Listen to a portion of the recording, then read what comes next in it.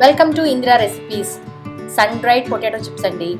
ఇవి 1 సంవత్సరం దాకా నిల్వ ఉంటాయి. తింటుంటే చాలా బాగుంటాయి. ఒకసారి ట్రై చేయండి. మనం ఉడియాలు ఎలా పెట్టుకొని సంవత్సరం అంతా నిల్వ పెట్టుకుంటామో ఇవి కూడా అచ్చం అలాగేనండి. అయితే బంగాళదుంపతో చేసుకుంటున్నాం అంతే. బంగాళదుంప చిప్స్ చేసుకోవడానికి కావలసిన పదార్థాలు మేము ఇక్కడ 1/2 కిలో బంగాళదుంపలు తీసుకున్నామండి. 1 చిన్న ముక్క పట్టిక, 1 స్పూన్ ఉప్పు,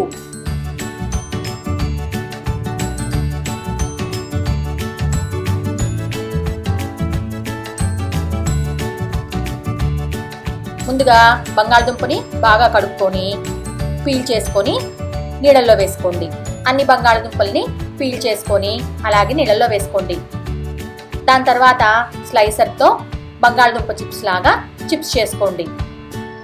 రౌండ్గా చిప్స్ లాగా మనము చిప్స్ని నీళ్ళల్లోనే స్లైస్ చేసుకుందామండి, లేకపోతే బంగాళదుంప కదా నలుపు వచ్చేస్తుందండి.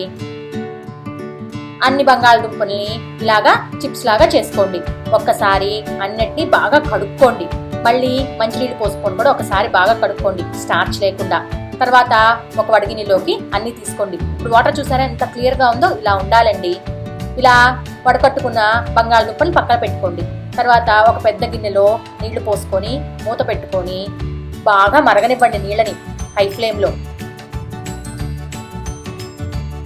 నీళ్ళు ఇలా బాగా మరిగిన తర్వాత ఉప్పు వేసుకోండి. ఉప్పు చాలా తక్కువ వేసుకోండి. తర్వాత ఒక చిన్న పటిక ముక్క వేసుకోండి. పటిక లేకపోతే కుకింగ్ సోడా అయినా వేసుకోవచ్చండి. తర్వాత మనం స్లైస్ చేసుకొని వడకట్టుకొని పెట్టుకున్నాం చూడండి బంగాళదుంపలు, ఆ చిప్స్ ని వేడి నీళ్ళల్లో వేయండి. హై ఫ్లేమ్ లో ఒక 5-6 నిమిషాలు ఉడకనివ్వండి మూత పెట్టుకొని. మనం పటిక వేయటం వల్ల చిప్స్ ఎండినా కూడా నల్లగా రావండి, అందుకనే పటిక వేసుకుంది. మనము బంగాళదుంప చిప్స్ ని చేతితో పట్టుకొని విరిగితే అవి విరిగిపోవాలండి. అలా విరిగితే పర్ఫెక్ట్ గా ఉడికినట్టేనండి. తర్వాత నీళ్ళన్నీ స్ట్రెయిన్ చేసుకోండి.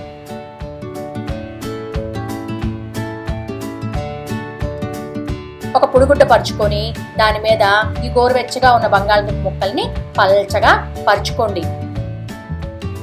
ఎండలో పెట్టుకొని ఒక రోజంతా ఎండవనివ్వండి.